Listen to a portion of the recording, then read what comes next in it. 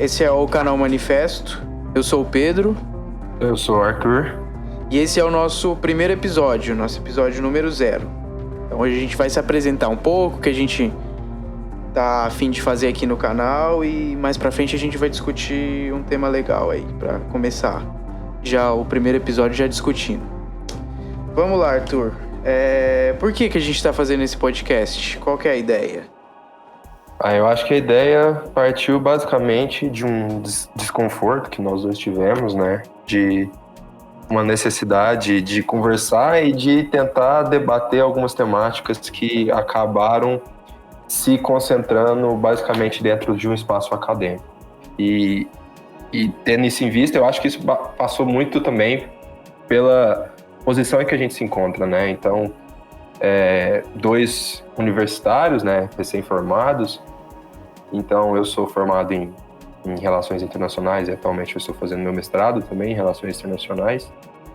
E eu acho que essa vontade de tentar, não popularizar, mas tentar colocar em pauta algumas temáticas de uma maneira não necessariamente academicista, tendo em vista os últimos resultados eleitorais, de que percebemos, e a gente sente isso na pele, de que há um distanciamento, um descolamento entre o que se pensa na academia e o pensamento hegemônico dentro da sociedade, esse pensamento do senso comum, esse pensamento que muitas vezes é o que as pessoas corriqueiramente têm acesso, né? Então eu acho que começou de um desconforto mútuo que a gente procurou, ou pensava em procurar alternativas, e uma dessas alternativas que a gente encontrou foi tentar fazer um canal, uma forma de comunicar e de ter alcance, né? De tentar furar os muros em um tempo em que a internet se apresenta, os novos meios de comunicação se apresentam como essa alternativa. Né? De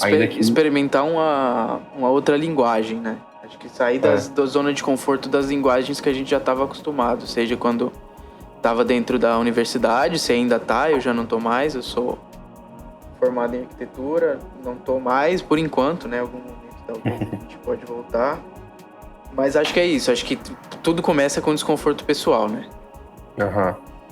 E um desconforto que muitas vezes passa desapercebido, né? Então, eu acho que isso não é uma coisa que você vai perceber em todos, ou 100% das pessoas que estão na universidade. Isso varia muito de pessoa para pessoa, até porque não é um ambiente, apesar de ser de ter certos trejeitos e certas características em comuns, a diferença entre cursos e pessoas também faz com que isso não seja algo de todos, né? Eu acho que isso tem muito a ver com aquilo que nós temos acesso, ou aquilo que nos choca dentro desse mundo universitário, acadêmico, ou aquilo que nós percebemos que falta. E falta um elemento fundamental, que falta um diálogo com a sociedade. Acho que, de certa maneira, nos fechamos dentro de um espaço, muitas vezes murado, onde muitas pessoas nem sabem que pode entrar na universidade pública, porque nós dois saímos da universidade pública, né? E esse distanciamento acabou gerando problemas e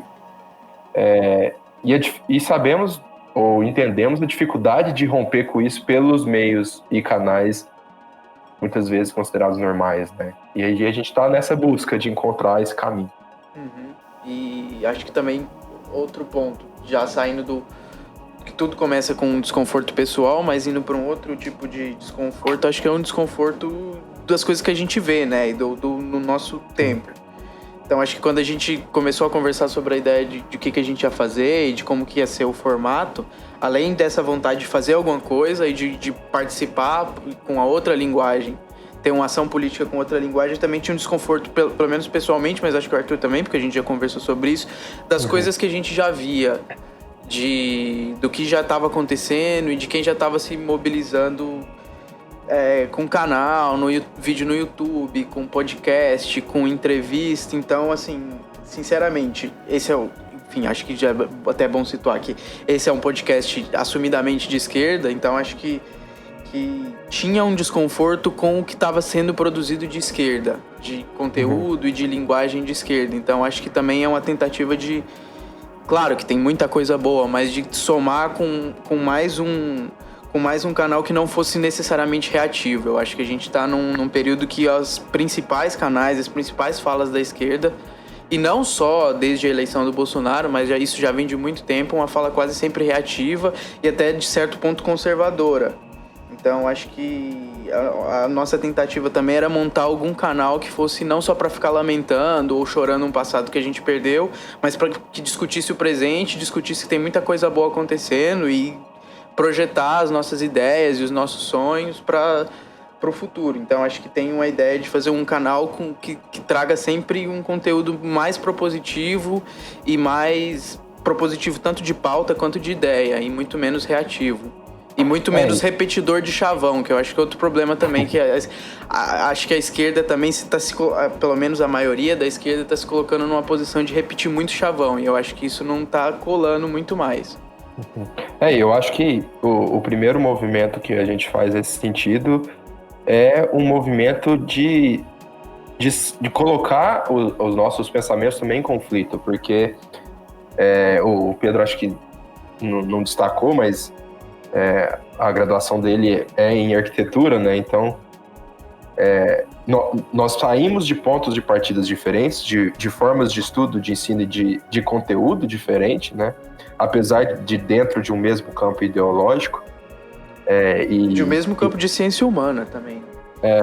E de que nos colocamos muitas vezes em conflito, não necessariamente de forma violenta, mas em um conflito saudável, de pensar que as formas como nós adentramos ou tentamos enxergar o problema, ou muitas vezes aquela determinada situação, elas são diferentes, e essas diferenças têm que ser levadas em consideração e têm que ser colocadas uma contra a outra para que se produza também um conhecimento mais impactante, né, nesse sentido, de que apesar de nos conhecermos desde criança, e eu acho que isso é muito importante porque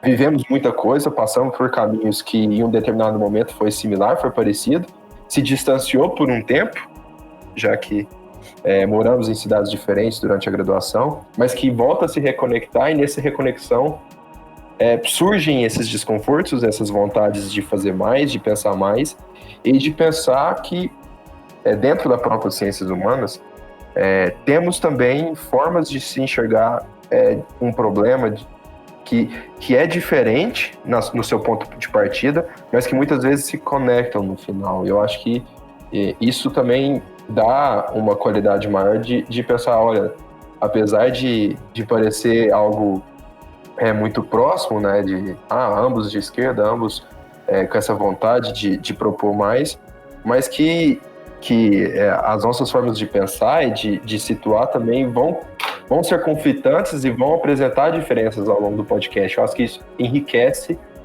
muito, né, o nosso canal. Eu acho que em algum momento da nossa vida que a gente voltou a ficar mais próximo, a gente percebeu que a gente tinha se politizado muito no tempo que a gente ficou separado. Então, tipo, hoje a maioria das nossas conversas é sobre política. E a gente gosta muito disso, e a gente passou a aprender muito um com o outro pelas nossas diferenças. Enfim, aí a gente acha disso, de estar mais próximo, de estar o tempo todo conversando sobre política, acho que também foi inevitável juntar as nossas inquietações e os nossos desejos pessoais de fazer alguma coisa junto, relacionado a isso. Então foi meio que acontecendo. Sim. E daí veio a ideia de montar um podcast, e um podcast a gente precisava um nome, e aí daí veio a ideia do Manifesto, que foi uma ideia do Arthur, e aí a gente foi meio que lapidando essa ideia. Então acho que também era legal a gente explicar um pouco o que é a ideia do Manifesto e como ela tem muito a ver com tudo isso que a gente já falou, né? Sobre a nossa ideia pro podcast, pro canal. Uhum. Eu acho que eu não posso levar muito crédito, porque foi mais um brainstorm numa noite fria de São Paulo. E começamos a pensar em nomes, porque era preciso dar um certo sentido e passar uma mensagem também por nome, porque eu acho que o nome é muito importante, porque muitas vezes é o primeiro contato que a pessoa se coloca frente àquele produto, vamos assim dizer, aquela oferta, seja ela o podcast, um vídeo ou qualquer coisa do tipo, um livro, né?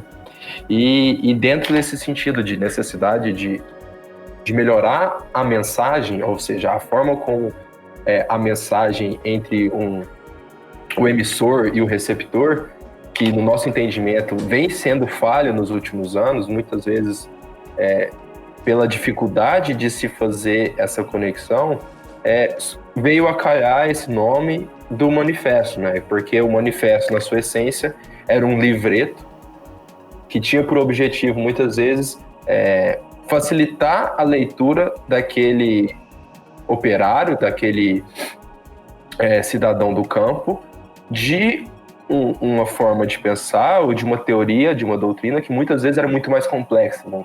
Se a gente pensar alguns manifestos que existiram no mundo, o mais emblemático deles, o Manifesto do Partido Comunista, é um livreto bem pequeno que vem sintetizar algumas ideias escritas que o Marx e o Engels vinham fazendo, seus debates nessas esferas, mas um entendimento já, então, de que esse livro, ou esses artigos que eles produziam, não eram de fácil acesso, de fácil leitura para o público que eles objetivavam alcançar, né?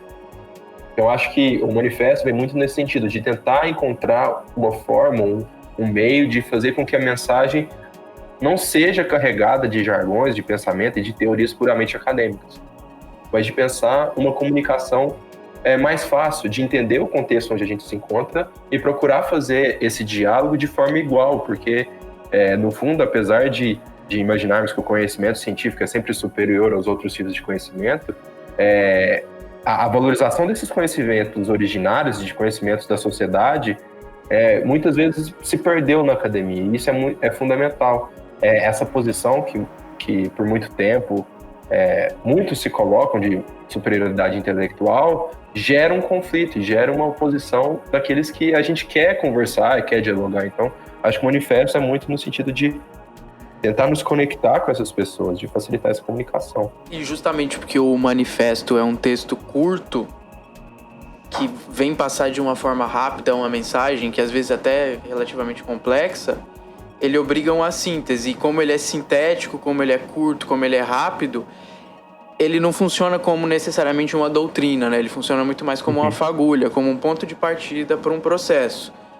Então, justamente por ser curto, pequeno e direto, ele é super aberto à interpretação e super aberto a ser somado. Então, acho que tem um pouco disso da ideia do manifesto como um gênero literário para passar uma ideia de um jeito rápido, direto e aberto. Então, acho que isso é essencial para entender um pouco do que era a nossa ideia.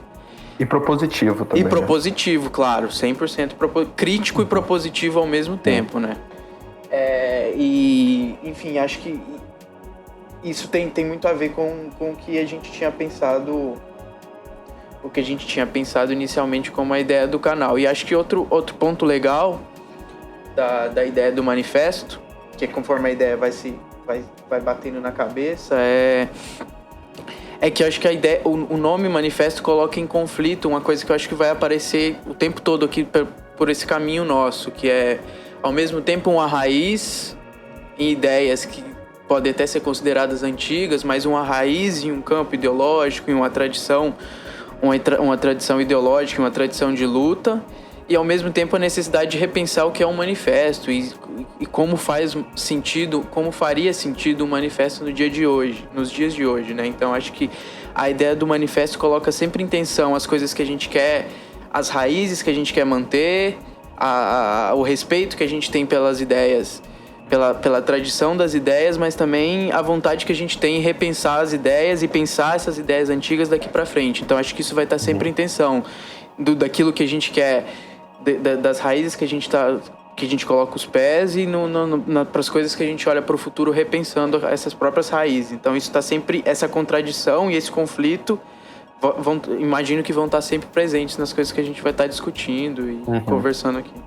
Sim, e a partir daí o primeiro movimento que a gente faz é o reconhecimento de nossas ignorâncias também, de entender que não somos autossuficientes ou suficientes em nós mesmos e a partir disso entender que existem tantos conhecimentos e tantos pensares sendo produzidos.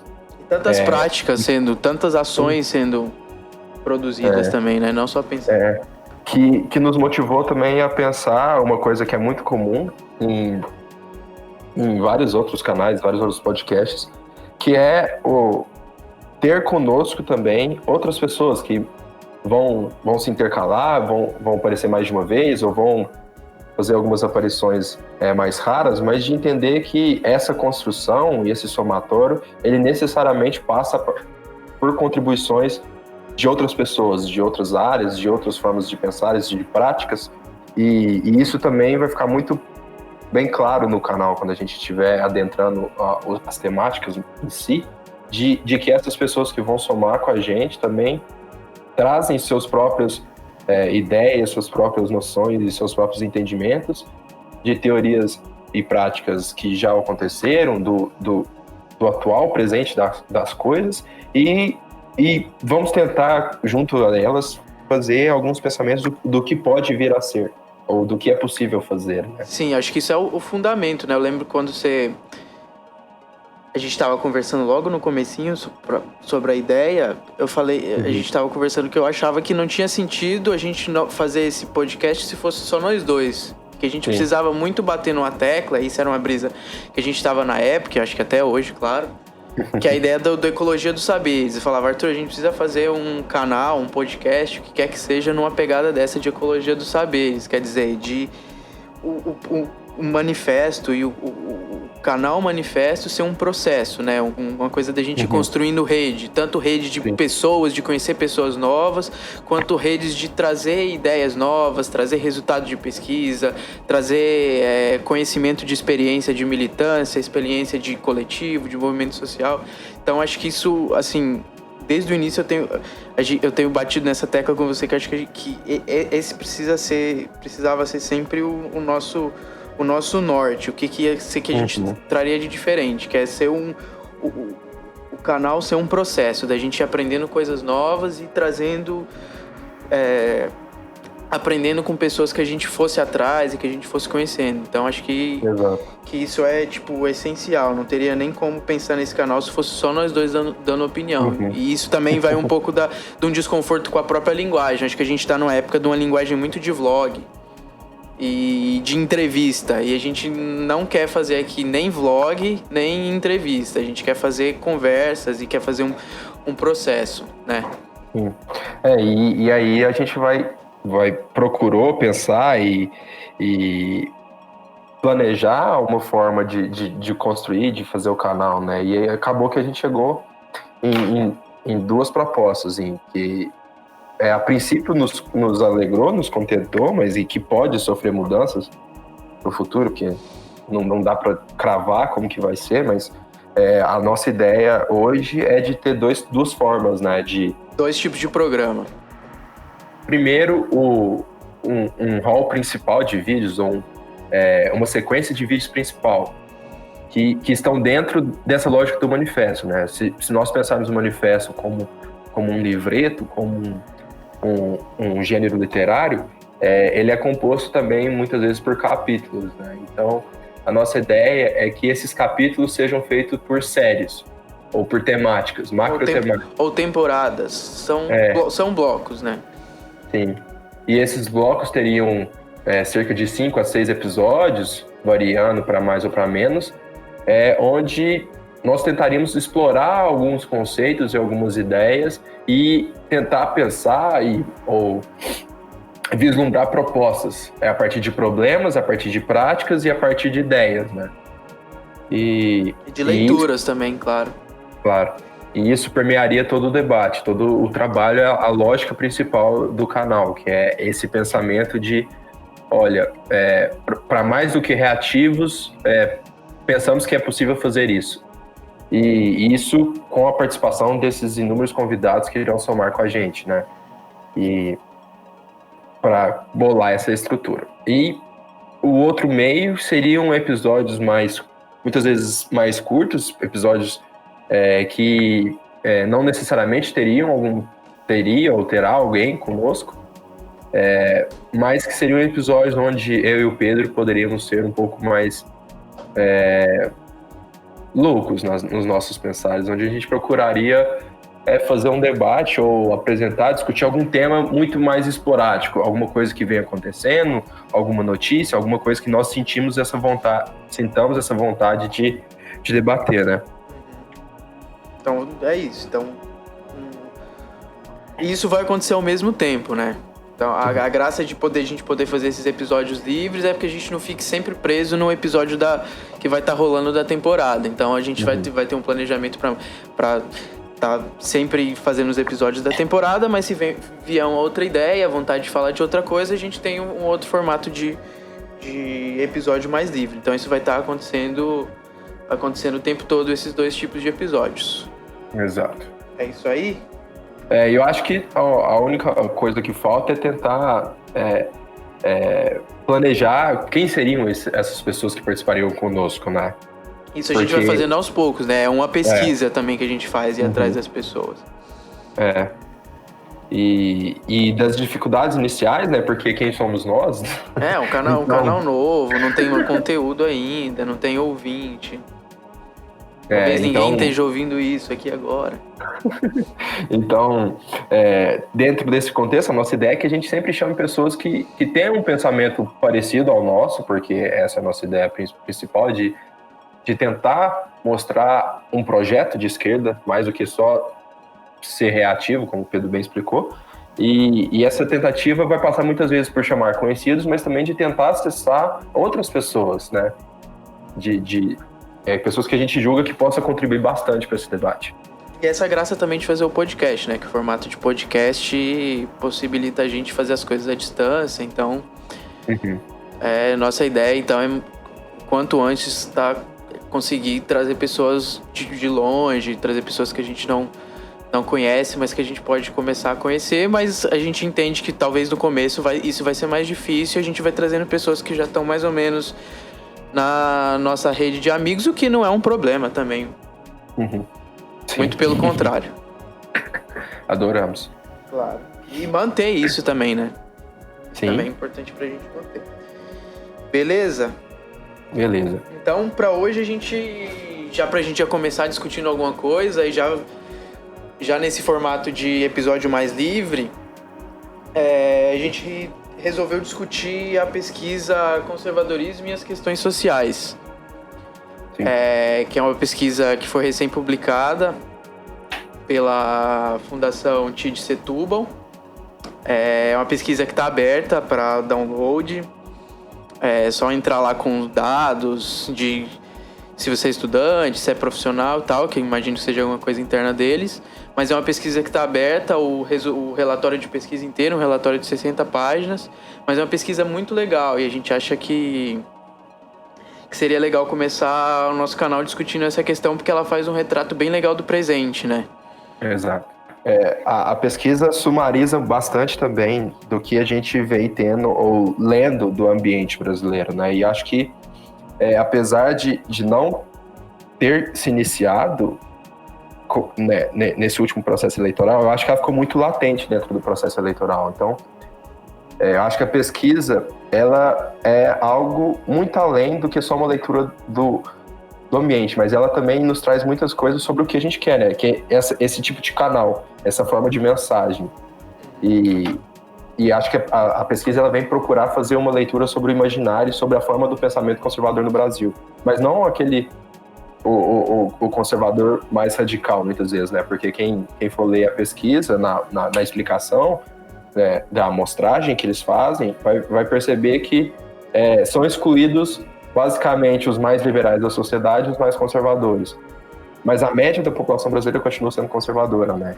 E entender isso é fundamental para quem se coloca como uma pessoa que quer transformar o sistema e a atual situação das coisas, né? Eu acho que ela nos possibilita muito isso, de pensar esse projeto de esquerda, esse manifesto de esquerda, a partir da realidade brasileira. E eu acho que isso é algo riquíssimo, que nos possibilita muitos debates e muitos pensamentos de temos isso de proposta, mas muitas vezes como fazer com que qual a melhor mensagem ou qual a melhor forma de comunicação para que essa proposta seja apresentada, né? E que também como construir essas propostas a partir da percepção desse grupo, né?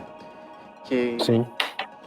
que o pessoal da pesquisa aqui está recortando como um grupo que não é que nem o Arthur falou, que não é o conservador hard, né? É um pessoal que está ali, que está assumindo posições conservadoras, mas não é um conservador muito convicto. Então, é um pessoal que ainda é interessante dialogar e que tem muito a gente tem muito a ouvir essas pessoas, né? Porque elas representam, talvez represente a maioria da população brasileira, né? Esse grupo. Então, então a gente precisa estar em diálogo com os sentimentos dessas pessoas, precisa estar em diálogo com as percepções de mundo dessas pessoas, com os desejos e com os medos dessas pessoas para conseguir entender, né, o país onde a gente vive e por que ele está assim e como a gente quer que ele se transforme e com quem a gente quer que ele se transforme. Sim. E eu acho que isso passa muito pela forma de pensar essa disputa eleitoral chama atenção porque acho que a gente tem que fazer um reconhecimento primeiro, né? Porque a pesquisa nos traz isso, mas eu acho que isso é uma percepção de muitas pessoas da academia e nossa, basicamente, também, de que a sociedade brasileira é conservadora. Eu acho que qualquer pensamento nosso tem que ter isso como base de, olha, a maior parte da nossa população é extremamente religiosa, tem um pensamento conservador para diversas pautas, sejam elas sociais, sejam elas de segurança, sejam elas de valores, quaisquer que sejam, e ter isso por base, ou ter isso como elemento primeiro, para que nós possamos, a partir daí, pensar o que é possível fazer nesse contexto, que não é simplesmente abandonar, levantar a bandeira branca, mas é pensar, olha, nesse sentido, será que, por que essas pessoas também são conservadoras? Como que ela enxerga a esquerda, o que elas enxergam nesses projetos de esquerda que existiram ou que buscam se reinventar, né? E porque elas se sentiram representadas na direita nessa última eleição, né? Porque isso é uma coisa importante, que eleitores do Fernando Haddad no primeiro e no segundo turno, ou em ambos, ou em pelo menos um dos dois, você se lembra disso, Arthur, como era? Não, é em ambos. Em ambos foram excluídos, ainda que o indicador da pesquisa para definir os grupos, as amostras de pessoas potencialmente conservadoras pudesse abarcar pessoas pessoas que votaram no Haddad nos dois turnos e estariam ali dentro, elas foram excluídas. Então também a pesquisa é muito importante para entender por que essas pessoas se sentiram naquele momento representadas pela direita ou um pouco mais representadas pela direita do que pela esquerda, né? E aí aproveitar isso também já para colocar a primeira questão, que era exatamente isso que você estava falando. Como é que, de uma forma geral, de um senso comum da esquerda, a gente foi enxergar que havia uma emergência conservadora tão próximo da eleição só depois que a eleição já estava perdida, né? Eu acho que isso é um problema. E a pesquisa começa com um termo que é uma curiosidade acerca da emergência de tendências conservadoras. Será que emergiram tendências conservadoras ou elas sempre estiveram presentes como a tendência dominante, né? O quanto os 13 anos de governos de esquerda na presidência da República não mascararam essa tendência que sempre existiu ali, ao menos nos costumes. Sim. Não, eu acho que a primeira coisa que fica muito clara com a pesquisa é que muitos dos conservadores dessa pesquisa já votaram no PT. Então, a pesquisa ela traz um dado muito importante, que é que em 2010, 54% da população brasileira estava no espectro mais conservador da sociedade. E ainda assim... Estava elegendo o PT. Estava elegendo o PT. E o 41% estaria no espectro médio dos níveis, dos índices que uma pesquisa do Ibope, à época, fez, estariam num aspecto médio, mas seriam ainda assim conservadores, né? Então, assim, o conservadorismo não necessariamente quer dizer que essa pessoa vai votar na direita, porque essa pessoa já votou na esquerda. Votou em 2002, votou em 2006, votou em 2010 e, em menor medida, votou também em 2014, né? E acho que isso é muito importante para perceber por que não votou agora. O que aconteceu? Qual foi essa mudança que a gente teve no eleitorado, né? Sim, porque votou no passado, né? Porque no passado estava votando num governo de centro-esquerda. E acho que isso é muito importante, porque uma leitura muito rasa que a gente pode fazer dessas eleições, a gente entende que a eleição do Lula em 2002 foi num momento muito específico, né? Foi depois de uma trajetória muito grande, depois de uma conjuntura muito específica do país. Sim. Inclusive, Exato. muita gente que se identificava como direita, claramente, não só uma massa difusa de pessoas que não conseguem se posicionar no espectro, votou no PT entendendo que aquela era a hora de o Brasil ter um presidente operário. Sim. Então, isso lá atrás, há 15, 17 anos atrás, 17 anos atrás, já se manifestava. E outro ponto também é em que medida todo esse período de governo do PT e as políticas públicas e as outras coisas que estavam a par das políticas públicas e tudo que aconteceu no país também, de certa forma, não foi oxigenando esse conservadorismo. Não para que ele crescesse, mas para que no mínimo ele não morresse, né? Como ao longo desse período de 13 anos a gente não foi se tornando necessariamente um país mais progressista, né? Mas, não sei, você não concorda? Não, eu concordo que não necessariamente a gente tem um partido de esquerda ou o resultado seria uma população mais progressista ou o contrário, ou vice-versa, né? Porque ao mesmo tempo que a gente teve o aumento do conservadorismo, alguns segmentos, particularmente um segmento da população, se tornou menos conservador. E esse segmento foi um que foi muito visado pelas políticas do partido, né? Que é basicamente as pessoas com ensino superior. Então, ao mesmo tempo que as políticas do partido em outras áreas levaram ao aumento dessa massa conservadora, do pensamento conservador dentro da sociedade brasileira, ela também gerou, em um caso específico, na diminuição desse índice. Por políticas, pela entrada de novas pessoas, não fica muito claro o motivo, né, dessa diminuição, mas o que me chamou a atenção foi isso, foi um caso só da população brasileira não se tornou mais conservadora. E tentar entender por quê, porque muitas vezes a universidade ou o ensino superior foi muito elitista, né? E talvez essa diminuição desse elitismo teria causado isso. Mas, ao mesmo tempo, nós temos, na pesquisa mostra, que o conservadorismo também é muito grande é muito grande também fora da elite nacional, né? Fora do substrato mais rico. Sim, inclusive a amostra dessa pesquisa eram pessoas de classe C, pessoas classe média baixa, enfim, não é gente rica que compôs a amostra dessa pesquisa. Sim. A gente está falando aqui de gente que ascendeu ou que se manteve dentro de uma classe média nesse período todo. Então a gente está falando aqui da elite. A gente tá falando de um grupo muito específico da população, né? Que é muito específico não, muito definido. Porque específico ele não é porque ele é a maioria, né? Exato. Enfim, e daí a pesquisa começa colocando alguns dos valores que são principais para essas pessoas. Acho que isso é outra coisa, antes da gente partir para os valores, para pontuar que é uma pesquisa qualitativa, então ela não foi feita com questionário e pergunta e resposta na rua, ela foi feita com grupos focais, então é uma pesquisa muito mais sensível. Então ela é uma pesquisa muito mais sensível às nuances que aparecem nesse grupo focal, mas também ela é uma pesquisa muito subjetiva de quem está aplicando a pesquisa, né? Então, por ser uma pesquisa qualitativa, ela abre espaço para a subjetividade de quem está respondendo, mas também de quem está perguntando, mas ela dá um resultado muito mais sensível, né? De mostrar as contradições dentro do próprio pensamento conservador, não é? Porque não é que eles explicam, né, no começo que não é um survey que você ou concorda ou discorda. A possibilidade de uma resposta mais elaborada mostra contradições, mostra nuances que podem muitas vezes ser explorados do pensamento. Então, não é que a pessoa muitas vezes é totalmente contra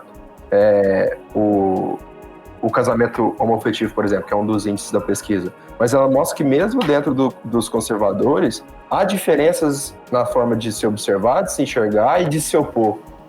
E acho que isso é muito importante, de falar assim, olha, muitas vezes o que falta é uma forma de comunicação melhor por nossa parte. Sim. Porque... e comunicação envolve as duas vias, né? Tanto a de passar uma mensagem, como também de entender a mensagem, né? De ouvir. Uhum. E só uma pesquisa qualitativa consegue dar um resultado que permita a gente interpretar. Uhum. Claro que uma pesquisa quantitativa também abre espaço para interpretação, mas a interpretação numa pesquisa qualitativa é muito mais ampla, né? Uhum. Ela tem um problema da amostragem, que é claramente, porque para fazer isso você vai necessariamente fazer menos entrevistas, ou ter menos pessoas entrevistadas, né? Mas eu acho que ela demonstra algumas coisas muito importantes pra gente. E eu acho que ela um dos destaques que essas pessoas falam, que eu acho que é um desconforto, inclusive, que está dentro de um dos desconfortos que nos motivou para fazer o podcast, que é que eles levantam um posicionamento muito arrogante por parte da esquerda. De que a forma como a esquerda se coloca para o debate e se defende ou defende suas pautas é vista por grande parte da população brasileira como arrogante, como atentando à opinião alheia, como... doutrinária. Doutrinária. E acho que isso é muito importante para que a gente perceba isso, de repensar as mensagens que vemos passando, né? A forma como a gente vem se comunicando nos últimos anos. Porque isso levou a uma resistência por parte dessa pessoa. Porque quando você não enxerga no outro um igual, alguém que te respeita, mas sim alguém superior e com graus de arrogância, você se coloca na defensiva. E você não mais aceita ele como uma fonte de aprendizado, de debate, ou de comunicação, né? De diálogo, né? Diálogo presume que a outra pessoa também fala e que você escuta ela falando. E acho que isso é uma coisa que eu tava pensando muito sobre a pesquisa, que é o quanto um trabalho de militância de esquerda, principalmente uma militância mais eu não sei qual exatamente falar, uma militância mais histriônica, uma militância mais barulhenta, e uma militância mais vanguardista e dirigista, que se coloca na posição de explicar ou de apresentar as coisas, isso foi aparecendo na minha cabeça, eu fui descobrindo esse incômodo que eu tinha, mas que eu ainda não tinha formulado à medida que eu ia lendo a pesquisa, que é o quanto o militante não se coloca como alguém que vai explicar para a pessoa os próprios problemas que ela vive. Saca? Tipo, alguém chega aqui e vem me explicar os problemas que eu vivo no meu dia a dia e aquela pessoa não vive. Talvez ela tenha estudado, isso é super válido. Mas o quanto essa estratégia não faz o menor sentido, tanto como de linguagem, como ideologicamente, eticamente, saca? E eu acho que isso é um erro muito sério e é um erro que bate principalmente na rejeição, que a pesquisa também está mostrando, que essas pessoas têm as pautas identitárias.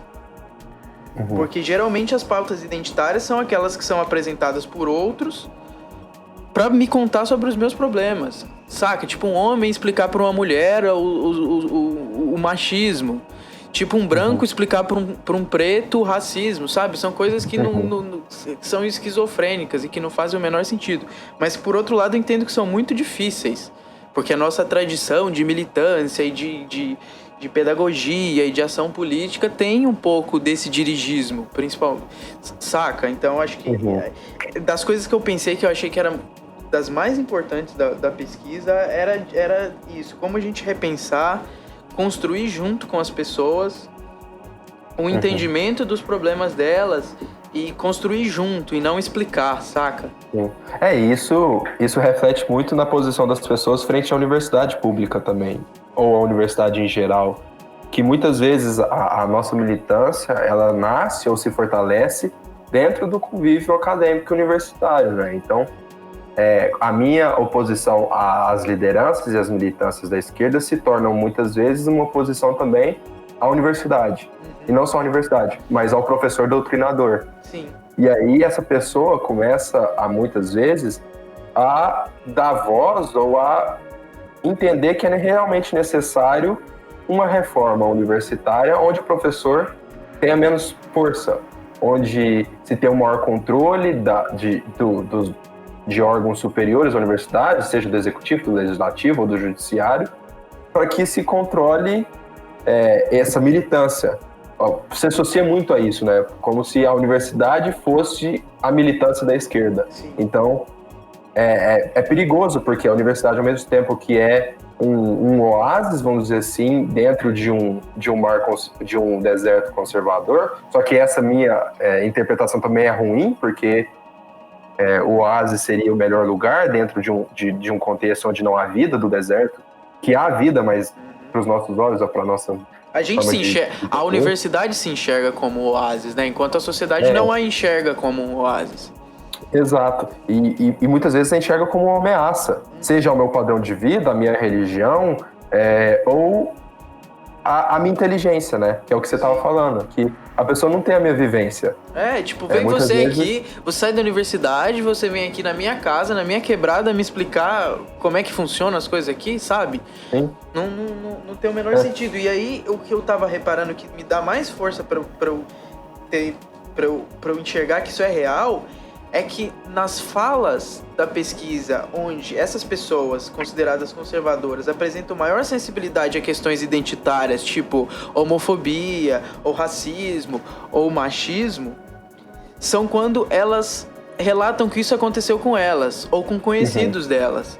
Então, geralmente, os grupos focais que têm pessoas pretas são os grupos focais na pesquisa que vão aparecer algum tipo de sensibilidade com a questão do racismo. E assim com as outras questões. Então, a vida das pessoas ensina para elas os problemas que elas passam. E não necessariamente alguém que vem de fora explicar isso para elas. Mas, enfim. E isso tá muito presente em nós também, né? De que o manifesto, ou o canal, ele também não seja isso. Porque... nós também temos vivências muito particulares e muitas vezes de privilégio. Então, quase sempre. Especialmente a minha posição de acadêmico, de pensador, de homem branco, né, de classe média, é muitas vezes de tentar romper com esse paradigma, né, muitas vezes desse ar professoral que a gente tem na hora de debater, de dialogar, seja com o parente, seja com o motorista do Uber, né? Que às vezes atrapalha na nossa forma de comunicação. E isso é importante pra gente porque nós queremos buscar uma nova forma de mensagem, né? De comunicação com essas pessoas. E eu acho que isso é muito importante para nós também, esse meia-culpa, esse entendimento, mas esse desconforto de, olha, não é isso que queremos, apesar de muitas vezes parecer. Porque mais dois universitários que querem nos falar alguma coisa. Ou então que vem aqui, faz a pesquisa dele, observa as pessoas e depois vai embora. Dependente do lugar que seja, né? Se você vai pesquisar em outro país, você vai pesquisar em outro bairro, enfim. Mas por outro lado também, o que fica na minha cabeça então se não é assim, como é que é? E se não é assim, então o professor, ou acadêmico, ou estudante, então são desnecessários, né? Porque se ele não vem ali para me explicar o meu problema, qual é o papel que ele tem? E aí eu lembro de um vídeo que eu tenho aqui, que quase sempre eu assisto, e o Paulo Freire, eu vou citar quase o tempo todo aqui no podcast, mas é do pessoal da primeira cidade onde ele foi fazer a alfabetização, a proposta dele de alfabetização, né? E daí eles estavam explicando como era o método dele. E o método dele é partir dos problemas reais. Então ele tinha uma lista de fonemas, 5 ou 6... Não, uma lista de palavras, que dentro dessas palavras estavam todos os fonemas da língua portuguesa. E essas palavras necessariamente dialogavam com a realidade daquelas pessoas. Então, por exemplo, eles iam discutir trabalho, para discutir o fonema tra. Não sei se tra é um fonema, né? Se alguém que está ouvindo aí entende de fonema... ouvir isso, se estiver errado, se entende de linguística, vai achar que eu tô falando besteira. Mas, para falar do você falava do trabalho. E nisso você estava alfabetizando a pessoa e você estava criando um espaço para a gente discutir condição de trabalho, se as condições de trabalho eram justas ou não, se por que eu trabalho, como eu trabalho, desde que idade eu trabalho, para que eu trabalho, se eu gosto do meu trabalho, se eu queria, sabe? E assim as questões iam aparecendo a partir do lugar onde elas estavam e a partir das pessoas que enfrentavam elas, né? E, enfim, eu acho que a gente precisa de outras abordagens de linguagem, de conteúdo e abordagem ética mesmo, de como tratar dos problemas das pessoas e conseguir um lugar para se inserir, enquanto alguém que vem de fora. E nos abrir também. Eu acho que o mais importante disso tudo é nos colocar à disposição para ouvir. Eu acho que faltou muito isso. Então, tem muitas frases ou respostas, que nem você estava falando, que deixa muito claro isso. Às vezes a pessoa não é contra a ideia, mas ela é contra o conceito. Ela é contra a palavra. Então, tem uma coisa que me chamou muita atenção em um momento que tem uma entrevistada, uma senhora que, não lembro se ela era senhora ou se ela era jovem, mas uma mulher que ela se coloca em oposição à palavra feminismo. Mas, ao mesmo tempo, ela defende a mulher empoderada, essa mulher que é dona de si, que trabalha, que paga suas contas e que faz o que quiser. Então, eu acho que cabe a nós, também estudantes e professores, entender esses contextos, né? Essas situações, fazer essa leitura do ambiente, porque cientistas sociais, antropólogos, cientistas políticos têm que fazer isso também, essa posição de, olha, talvez a gente atinja o objetivo por outros caminhos, sem necessariamente falar algumas coisas. Porque ou falar de outro jeito, né? Porque você vê que tem uma resistência ao conceito, à palavra ou à pessoa, à liderança. Mas não necessariamente ela tem uma resistência à ideia. Ao que significa. Porque a resistência parte de uma ignorância sobre o termo, mas que essa ignorância tem muito a ver com a forma como esse conceito foi trazido, que geralmente é uma forma agressiva e arrogante. E uma forma que não é clara também, né? Então a gente tem uma porção de termos nesse sentido. Outra coisa que a pesquisa coloca é que a maioria das pessoas não entende o racismo como uma questão estrutural, mas muitas delas admitem o quanto é mais difícil. Ou seja, quando elas não colocam como uma questão estrutural, é uma questão pessoal, né? Que são pessoas racistas e pessoas não racistas, e não a sociedade racista. Mas, ao mesmo tempo, elas reconhecem que em qualquer lugar que elas forem trabalhar, sendo pretas, vai ser muito mais difícil. Que não adianta eu ser rico e ter um carro se eu continuar sendo preto. Eu nunca vou ser enxergado como um branco. Então, assim, a ideia tá ali, mas tem um problema sério com o termo. E esse problema sério com o termo não é um problema só de forma, né? Ele é um problema muito importante, significativo, que muda tudo, né? Sim, com certeza. Porque a partir daí você tem uma desvalorização ou uma antagonização com todo o resto. Com tudo o resto que você for me falar. Às vezes você me traz coisas importantes e interessantes, mas a partir daquela forma sua disposição, daquela sua escolha de palavras, eu já fico reticente, ou a pessoa fica reticente a isso, né? E eu acho que esse é um momento muito importante de nós pensarmos como que vamos nos expor, como que vamos dialogar. Em um contexto de falta de diálogo, ausência de diálogo, é fundamental que a gente repense isso, né? Então, e entender a partir de que ponto que isso sai. Porque eu achei muito interessante como, na parte da pesquisa que ela vai falar dos valores que norteiam essa população, ela expõe várias das narrativas que a gente já vê, mas que partem de um princípio, de um ponto comum, que seria a ordem. A ausência de ordem. A ausência de ordem, né? Então, essa ausência de ordem, ela é um somatório de ausências. Então, é a desestruturação da família, que ocasionaria essa situação onde os jovens e as crianças estão, que ocasionaria também num problema nas escolas, na segurança, na política, que é muito interessante, como e da gente pegar, por exemplo, a última figura representativa do governo, não do governo Bolsonaro, mas do governo Temer, era o Ordem e Progresso, que é os escritos e as palavras da nossa bandeira, né? Então, eles foram capazes de ler esse momento, de falar assim, olha, Essas pessoas estão sedentas por ordem. E assim como o atual presidente também percebeu essa esteira. E aí ele defende esses elementos, né? A ordem, a segurança, todos que estão nesse mesmo espectro. Sim, e aí isso tem a ver, eu estava observando na pesquisa o quanto algumas coisas muito absurdas, né, continuam a ser repetidas e aparecem muitas vezes, do tipo, um entendimento muito deturpado do que é direitos humanos, a ideia do kit gay, de que o kit gay é uma ameaça, acho que apareceu mais do que uma vez na pesquisa, e daí eu fiquei me perguntando como esse tipo de coisa conseguiu passar como uma verdade. E aí eu acho que é exatamente isso que você tá falando. Porque esse tipo de coisa, por mais mentirosa que fosse, por mais surreal que fosse, e por mais, enfim, por mais mal argumentada e mal elaborada que fosse, ela tava dialogando com um sentimento real das pessoas. Ela tava entendendo um problema real que as pessoas tinham. Ou que as pessoas sentiam. Então acho que isso é muito importante. Porque qual que era a posição da esquerda? Por que falta ordem? Se as pessoas querem ordem. Não era claro pra gente o motivo que falta a ordem. Ou então já refutar de primeira, que não tem que ter ordem nada, que esse negócio de ordem é besteira. Então, e aí a partir desse contexto é melhor alguma coisa, mesmo que seja falsa, mas que talvez me justifique a falta de ordem. A pessoa quer entender. Ela tá lendo o ambiente a partir da sua própria lente, né?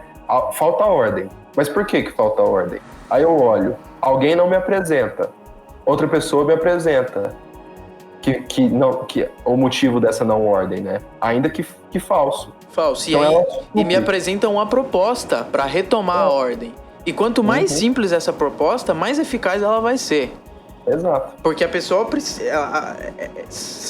são anos de falta de ordem. Talvez essa pessoa nunca tenha se sentido num lugar ordenado na sua vida. Então, quanto mais fácil e quanto mais simples essa proposta, melhor e mais eficaz e mais rapidamente eficaz ela vai ser. Porque uma proposta estrutural demora um tempo para ser construída. E essas respostas foram construídas rápido. E assim, esse tipo de não verdade, seja em explicar o mundo, seja em propor coisas para o mundo, passou muito fácil e continua enraizado. Sim. E porque a estrutura também não é algo palpável e visível, né? É um inimigo abstrato. Sim. Enquanto que você falar o problema é o professor na sala de aula, ou a falta de controle desse professor, ou ainda é o partido, X ou Y, qualquer que seja, no caso brasileiro o PT, é mais palpável. Então assim, é só tirar. Só tirar e resolve. É só tirar esse partido e colocar outro que resolve. Então é mais crível. E responde a uma demanda e um anseio de momento da população. Porque essa pessoa não pode esperar 20 anos para ter sua resposta.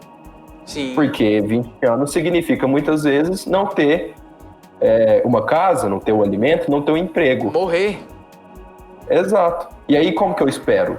Então, é o imediato. Eu preciso disso.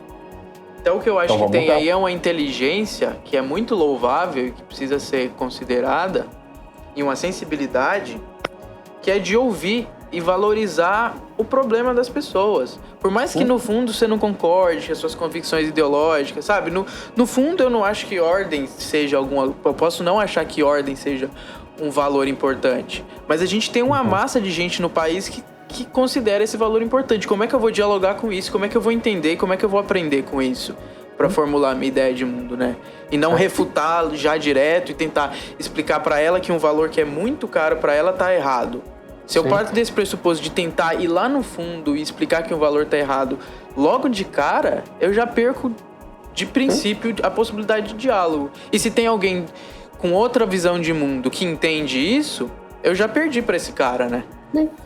E se você se coloca na disputa política, no jogo eleitoral, o mínimo que se espera é que você seja capaz de ler esse ambiente, né?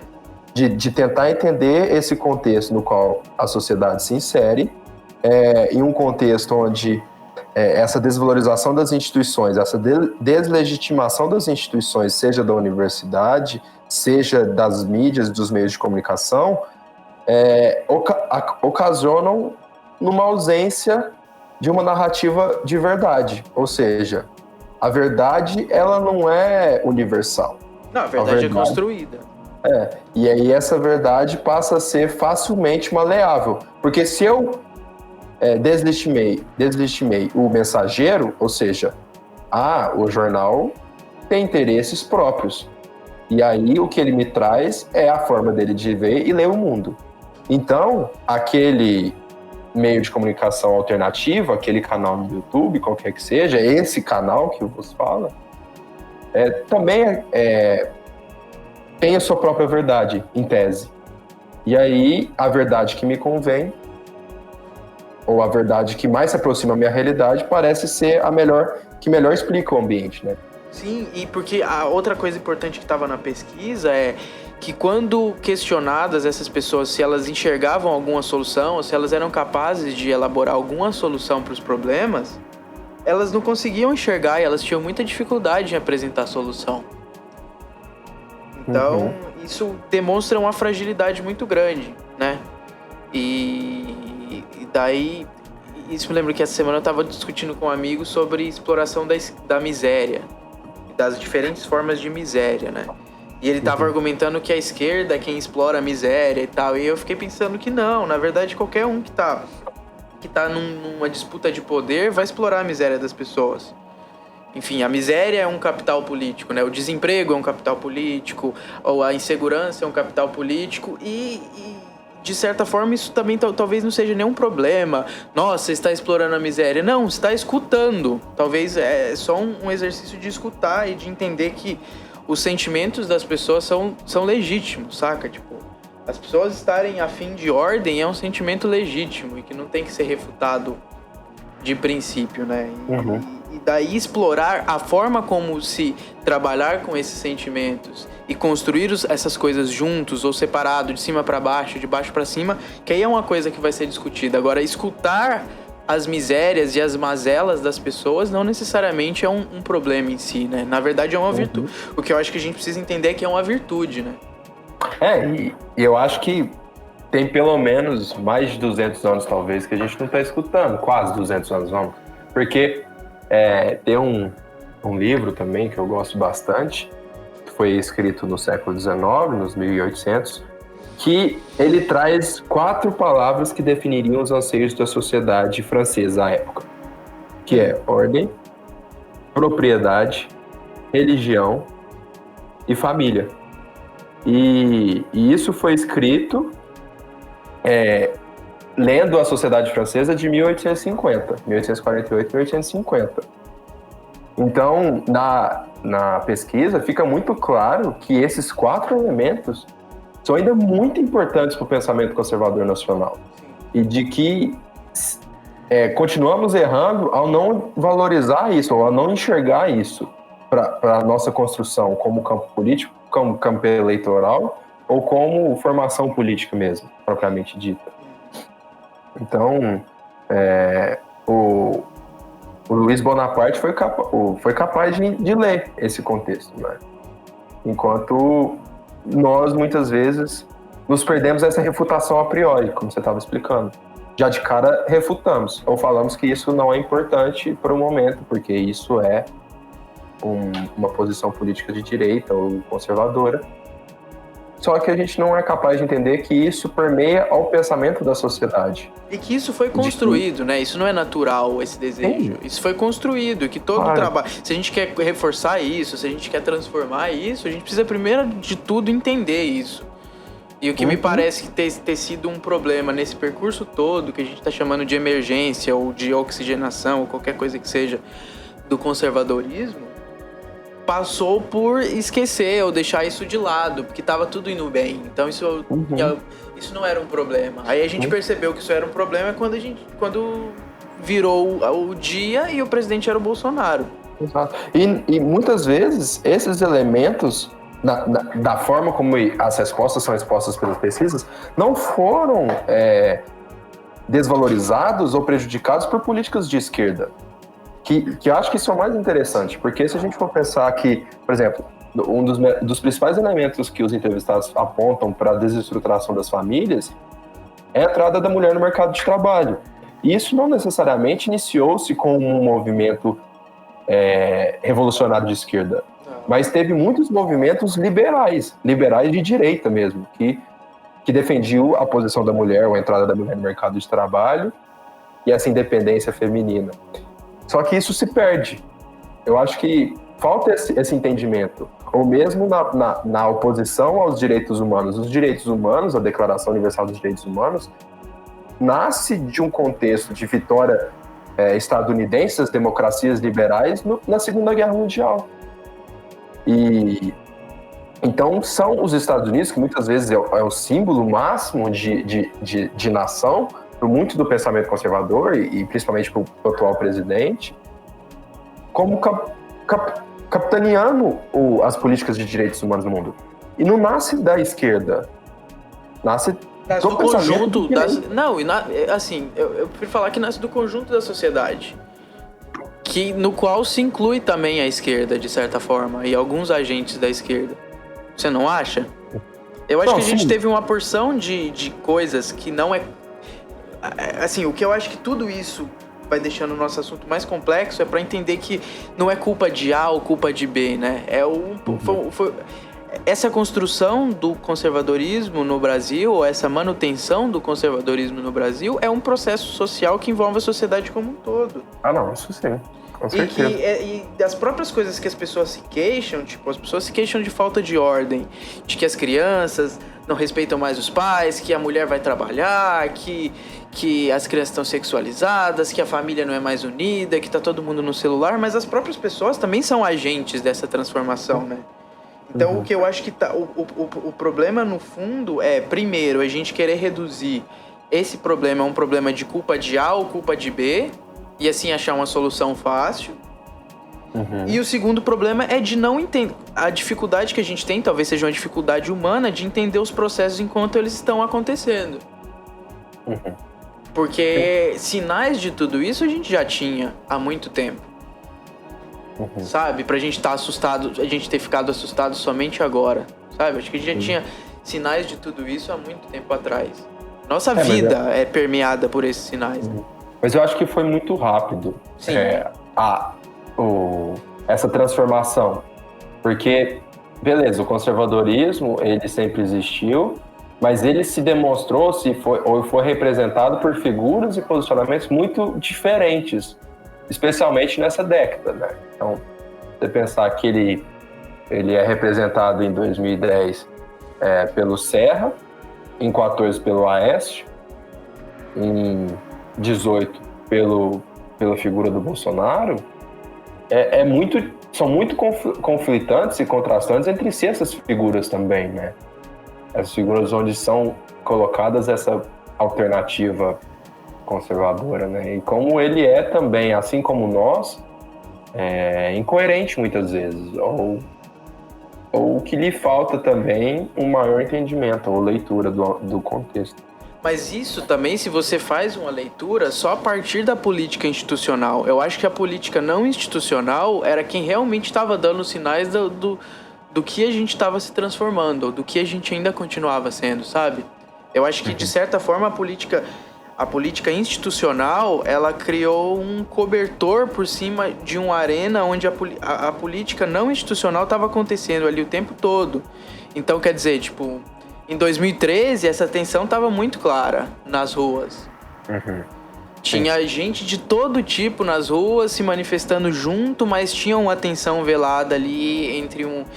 E depois a gente viu no que deu, porque talvez a mesma galera que estava junto em 2013 é a galera que estava tretando, que hoje está tretando quando tem coisa na Paulista dos vermelhos e quando tem coisa na Paulista dos verde e amarelos, sabe? Então eu acho que se a gente faz uma leitura só pela política institucional, a gente corre o risco de não enxergar as outras coisas que estavam acontecendo no tecido da sociedade, que é justamente disso que a pesquisa está falando, sabe? Eu não sei, eu acho que talvez se tenha havido algum erro no comentário e na leitura política, foi ter visto tudo por um viés muito institucional que nos enganou, que nos fez acreditar em muitas coisas que o tecido social e que os diferentes movimentos sociais estavam mostrando que era diferente, tanto no sentido de coisas muito esquisitas e muito conservadoras que estavam surgindo, quanto também coisas muito legais e coisas muito radicais e revolucionárias e libertárias que estavam acontecendo também, que foram, de certa forma, abafadas para manter o equilíbrio das coisas. Daí, quando essas coisas desequilibraram também no institucional, que a gente percebeu o que estava acontecendo, sabe? Uhum.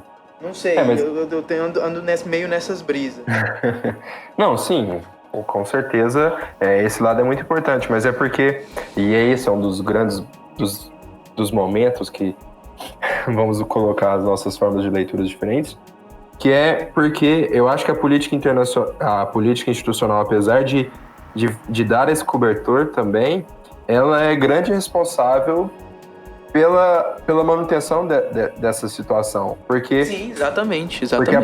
Porque a política institucional, apesar dela esconder algumas coisas, ela é que gera, por exemplo, a política econômica. E a leitura que eu faço é que essa situação de desestruturação também do substrato social parte muito da situação econômica do país, que é regida pela política institucional. Então, essas mesmas pessoas que em 2013 estavam manifestando eram as pessoas que estavam aproveitando do boom econômico que o país viveu na década anterior, seja das políticas de educação, das políticas de internacionalização do conhecimento, especialmente do Ciências Sem Fronteiras, seja de políticas de atração de capital, de incentivo aos produtores nacionais, quaisquer que sejam. Então, quando a gente tem os bancos lucrando bastante, tanto nas duas décadas, a gente percebe que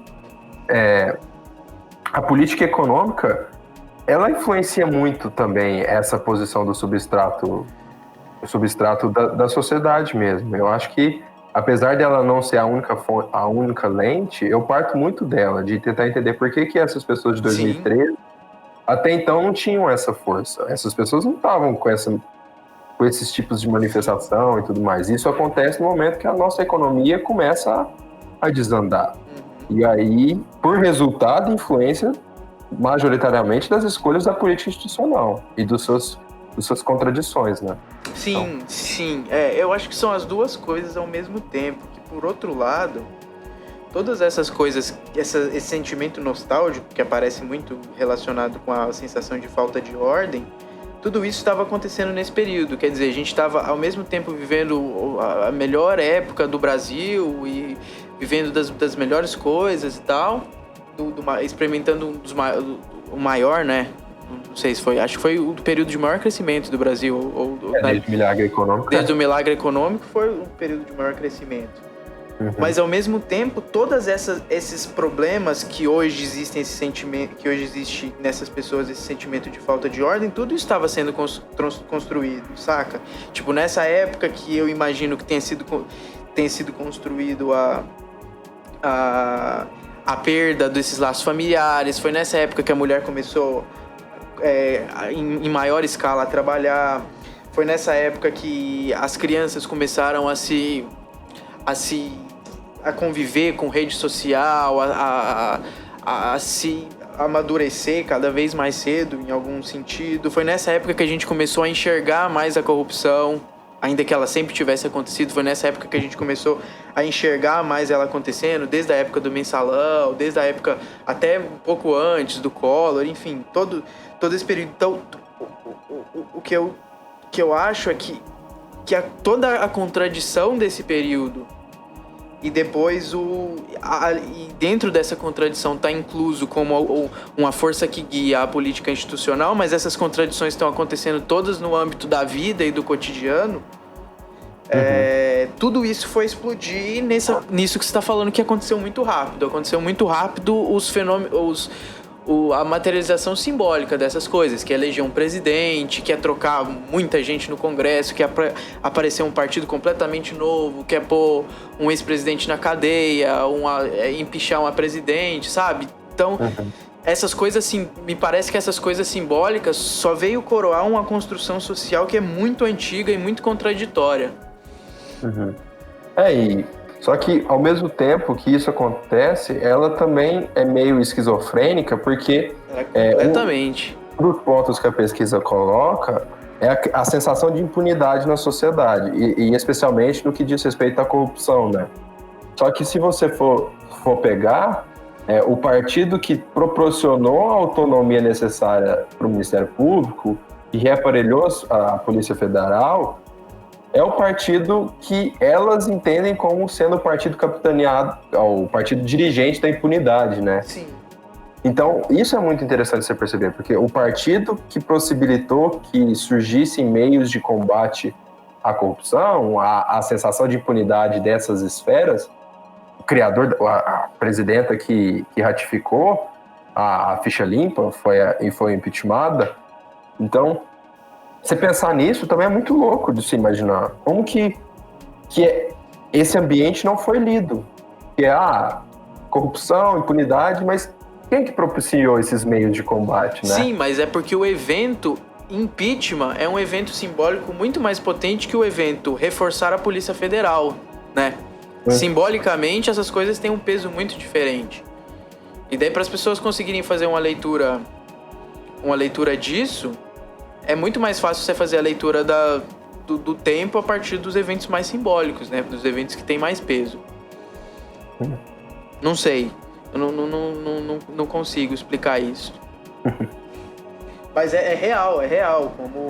Como é um período muito contraditório, né? Sim, demais. E a própria contradição desse período todo faz com que as pessoas fiquem carentes de ordem, né? Uhum. E procurando alternativas para essa ordem, né? Para essa reestruturação da família, da segurança, da eleição e outras formas de comunicação. Que levou, inclusive, a gente a estar aqui, né? Claro. A gente é produto disso também. A gente é agente produto disso. Mas, por outro lado, eu fico muito esperançoso com alguns resultados da pesquisa, que é exatamente aquilo que você estava falando, que alguns conceitos, embora os termos e a forma de apresentação desses conceitos são entendidos com alguma... não são bem vistos, ao contrário, às vezes são até refutados. Por outro lado, alguns conceitos que são muito importantes para o que é histórico para a esquerda e que talvez é o que defina a esquerda, um principal permanece ali, que é a maioria das pessoas reconhece a desigualdade econômica como o maior problema do Brasil e como um problema estruturante. Então eu acho que isso aí é muito importante e é muito... nos dá muita esperança. E também parte do princípio de que essa desigualdade econômica é sentida por todo mundo que tá ali, né? Porque independente de ser homem, mulher, branco, preto, homo, hétero, quase todo mundo ali é classe trabalhadora, e todo mundo sente isso de algum jeito, né? Sim. Então talvez seja a percepção, a leitura das desigualdades de classe ainda permanece como uma leitura muito mais fácil, inclusive para as próprias pessoas. Sim. Não estão querendo fazer essa leitura. E me chamou a atenção também, que é uma coisa que a gente vai discutir muito, que é a posição do poder público na figura do Estado, né? Ao mesmo tempo que o Estado é capaz de fazer políticas que combatem a desigualdade social, ele é visto pelos entrevistados como gerador dessa desigualdade também. Isso é muito importante. Como um grande fator de criação de desigualdade, que é uma coisa que para nós, a esquerda, muitas vezes foi omitido, precisa ser recolocado no debate também. E para algumas pessoas de esquerda é quase uma heresia, né? E também para alguma forma como a direita enxerga toda a esquerda, porque aí, na concepção da direita, a esquerda é um bloco estatista, né? Porque é uma... E a razão final da esquerda, seja ela nos dois campos principais de revolução, o anarquismo ou o comunismo, é a supressão do Estado. Por entender que o Estado é, de fato, gerador de desigualdades, um perpetuador das relações sociais ou das vontades da classe dominante. Então, apesar de não fazer essa leitura, existe, claro, um sentimento de que, olha, o Estado é um gerador de desigualdades. Ao mesmo tempo que é o Estado que possibilita alternativas ou formas de se superar isso, que muitas vezes não são vistas por essas pessoas como a melhor. Seja os projetos de transferências de renda ou as políticas afirmativas para a educação, coisas do tipo. Então, é uma coisa que permeia muito o nosso debate, né? Essa questão do o Estado solução ao problema, ou os dois. Sim, os dois ao mesmo tempo. E o que é legal disso, desse dado, de muita gente enxergar o Estado como uma máquina de desigualdade, é que ele nos dá exatamente com quem tem que ser feita a nossa disputa no campo ideológico e no campo de proposição de alternativa, que é com os liberais ou os neoliberais, que é exatamente quem também está entendendo, talvez entendendo até muito melhor do que a esquerda, esse sentimento da maioria das pessoas, e principalmente das pessoas pobres, do Estado como uma máquina de desigualdade. Esse sentimento, como um sentimento de massa, me parece um sentimento relativamente novo até, né? Acho que isso é uma coisa relativamente nova, esse descontentamento generalizado com o Estado e esse sentimento de não se sentir representado, ao mesmo tempo que não consegue enxergar outra alternativa que não dentro do Estado, inclusive os próprios liberais, né? Eu não sei se seria novo, mas talvez a leitura seja nova, mas na história do Brasil, em diversos momentos, as pessoas viam o Estado como um problema. Então, seja na reforma urbana do Rio, na revolta da vacina, Sim. Em outras várias ocasiões na história do Estado brasileiro, seja ele já enquanto república ou enquanto império, o Estado sempre foi visto, ou essa posição centralizada do poder no país, como muitas vezes um problema e um fator de criador, se não só de desigualdades, mas também de conflitos e preconceitos. Então, eu concordo. Acho que realmente, acho que não tem nada de novo nisso, né?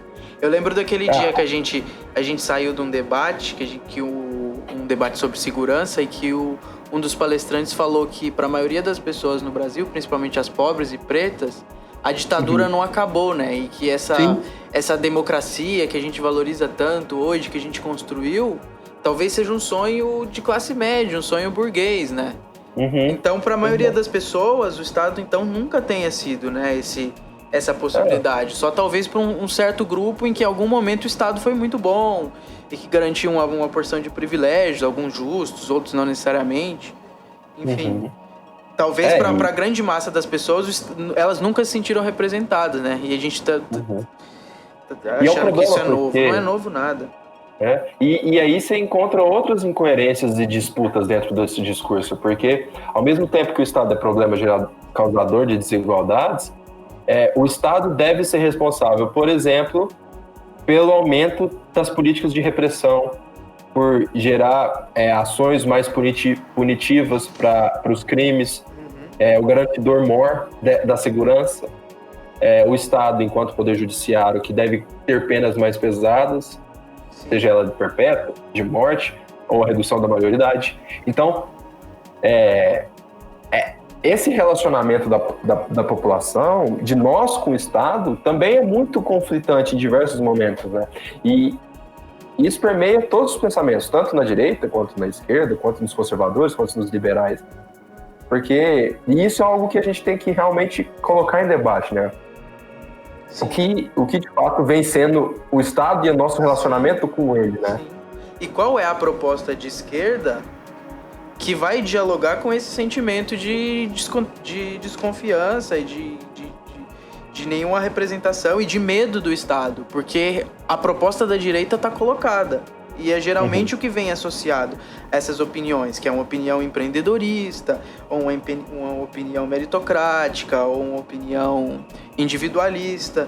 Agora, a posição da esquerda, ou pelo menos da esquerda que está se colocando à frente, que tem mais voz nos debates, que tem mais voz no debate nacional, a posição da esquerda para enfrentar esse sentimento nunca teve clara, né? É insuficiente muitas vezes, né? Insuficiente. Ou nem entende que existe esse problema. E muitas vezes é uma repetição, é uma retomada do que foi. Sim. E acho que esse é um grande problema, que é, por exemplo, contextos políticos, contextos internacionais ou contextos históricos, apesar deles se repetirem ou parecer se repetirem, eles também têm suas especificidades, né? Então, é muito perigoso que E isso falando como alguém que votou no Haddad nos 2 turnos, alguém que tem muitas simpatias pelo Partido dos Trabalhadores, que nós só queremos retomar algo. E acho que isso é um grande problema, porque a pessoa, mas já tentou, e olha o que deu. Porque a lembrança que fica não é a lembrança do resultado do governo Lula, mas é a lembrança de 2014, 2015, 2016, porque esse foi o resultado na visão dessas pessoas. E acho que isso é um problema, que olha, foi um excelente momento, foi um momento de grande crescimento econômico, de desenvolvimento, só que precisa de mais, e a pessoa quer mais, nós todos queremos mais. Eu acho que isso é fundamental de se entender. É preciso não só tentar retomar um tempo glorioso, porque isso também é problemático no pensamento conservador. Você vê que no passado o homem era homem, existia ordem, existia família, controle, família, segurança. Porque sempre essa vontade de se retornar a um momento específico histórico, né? E acho se retomar um lugar uma zona de conforto. Que por mais desconfortável que ela ainda pudesse ser nas pequenas coisas ou nas grandes coisas, ela era mais confortável do que as coisas são hoje, né? Acho que precisa ir além. E esse ir além é realmente repensar isso, de falar assim, olha, vamos manter essa forma de atuação ou vamos propor mais? Sim. A gente já esteve no Estado, controlando ele, pelo menos no Executivo. E agora? Estivemos lá dentro. Como vamos pensar daqui para frente? Não, só retomar? E será que de fato estivemos também, né? Acho que isso é uma outra discussão também para ser feita. Será que de fato estivemos? E será que estar dentro dessa estrutura é suficiente? Ou não é, né? Eu acho Exato. que tem muita coisa aí, mas tudo isso me deixa esperançoso e me deixa certo que a gente precisa fazer um debate propositivo.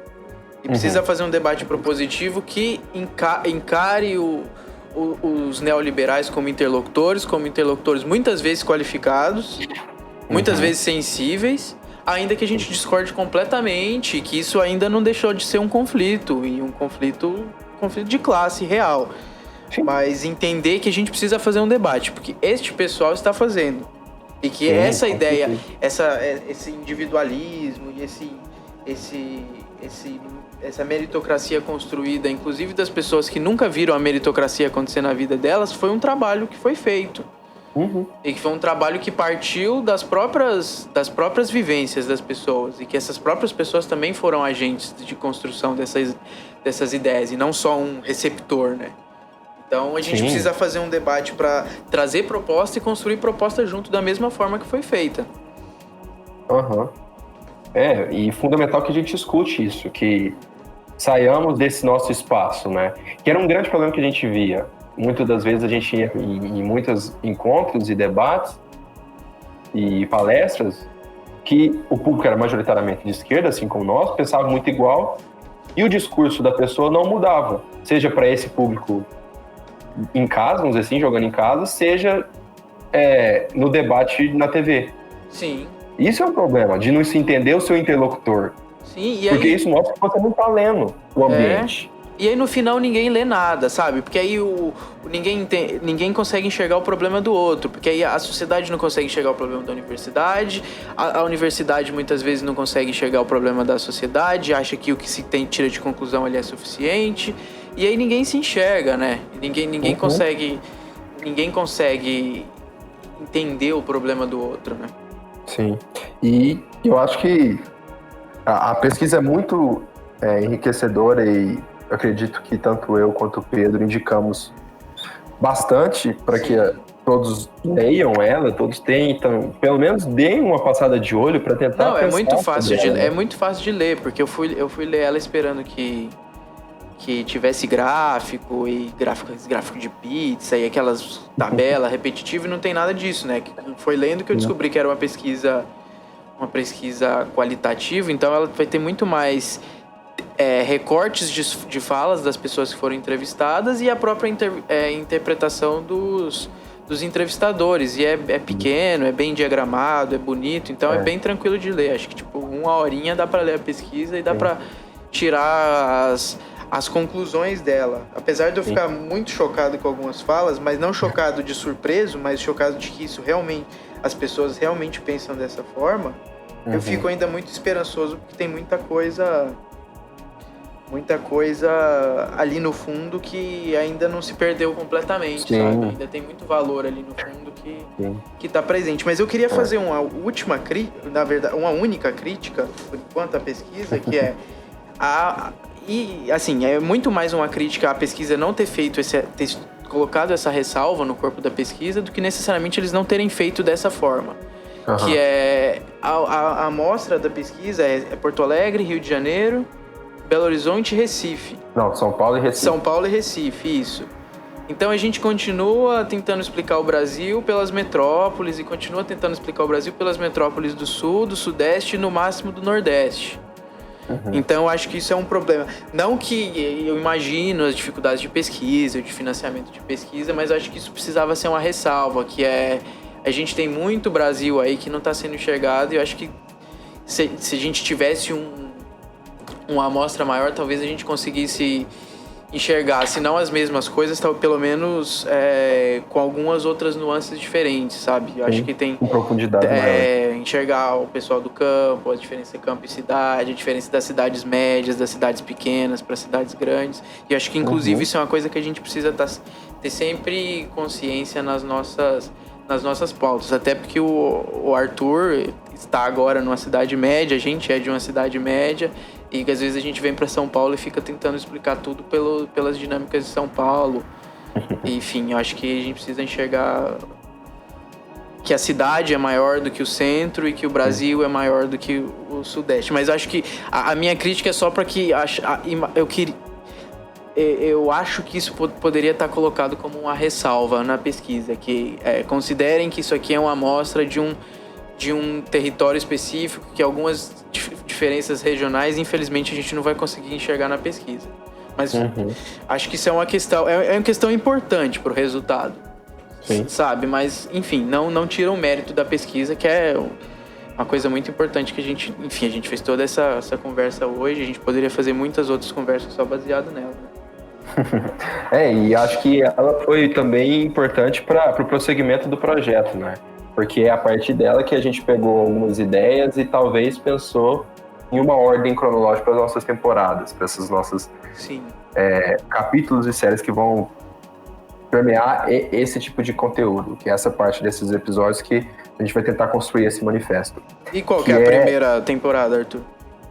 Então, a gente pensou nessa primeira temporada para falar da temática que percebemos que é a maior geradora ou maior alimentadora, se é que isso existe, né? Aquela que mais nutre esse aumento do conservadorismo, que está relacionada à ordem, mas que é basicamente a questão de segurança. Essa questão do medo que está presente na sociedade, dos diversos tipos de medo, e pensar o que é essa segurança, pensar o papel do Estado, pensar o papel de outros agentes, pensar a nossa estrutura de segurança como um todo, seja os agentes que costumeiramente se fala de segurança, a polícia, o exército, mas também os outros agentes, as populações, as realidades, e o que isso pode nos perceber para que a gente entenda ou tente entender esse processo e buscar alternativas a ele, né? Basicamente. Exatamente. Aí a gente vai começar com essa temporada e quem sabe a próxima também a gente vai estar sempre com um tema, por enquanto de começo, um tema relacionado à ordem, né? Porque, como a própria pesquisa aponta, ela é o principal drive do conservadorismo, que seria a violência e a ausência de ordem. Inclusive, é uma outra pesquisa que foi feita pelo Ibope, né? Que tirou um índice do conservadorismo, e o principal item ali que consta no pensamento conservador desses 55%, essa faixa do meio e da população, é a questão da violência, da segurança, da insegurança e do medo. Então a gente vai fazer... A gente vai começar com essa temporada sobre segurança. Exato. É isso aí? Então... E aí esperamos que possamos estar sempre nos reunindo aqui e acredito que a gente possa fazer só um convite, porque a nossa ideia também é que o canal seja aberto a participações e a E há contribuições daqueles que nos escutam, daqueles que queiram nos ouvir, para contribuições musicais, para deixar o espaço aberto também para esse maior relacionamento entre nós que estamos aqui e os nossos ouvintes, aqueles que queiram construir e somar conosco. Né? Contribuições musicais, contribuições de comentários embaixo do vídeo, contribuições de quem quiser participar com a gente, quem conhecer alguém que tem uma pesquisa legal, conhecer alguém que tem um coletivo legal, que trabalha em um movimento social no bairro, que já trabalhou com um tema que a gente está discutindo, que é a profissão da pessoa, enfim, acho que os canais estão abertos e como a gente começou falando, a ideia do manifesto é ser um processo aberto e tentar construir uma rede, a gente conhecer pessoa, conhecer ideia. E já na semana que vem a gente já tem o nosso primeiro episódio, já na temporada de segurança. E com uma convidada bem legal, então vai ser um episódio bem legal também pra gente já estar sempre discutindo. É isso aí, Twitter, @canal Manifesto, Instagram, @canal Manifesto. E agradecemos àqueles que tiveram paciência de chegar até aqui. Esperamos que possamos, de fato, construir esse manifesto conjuntamente. Boa. Então, eu acho que é isso, né? Valeu, obrigado. Até a próxima. Até mais, Pedro.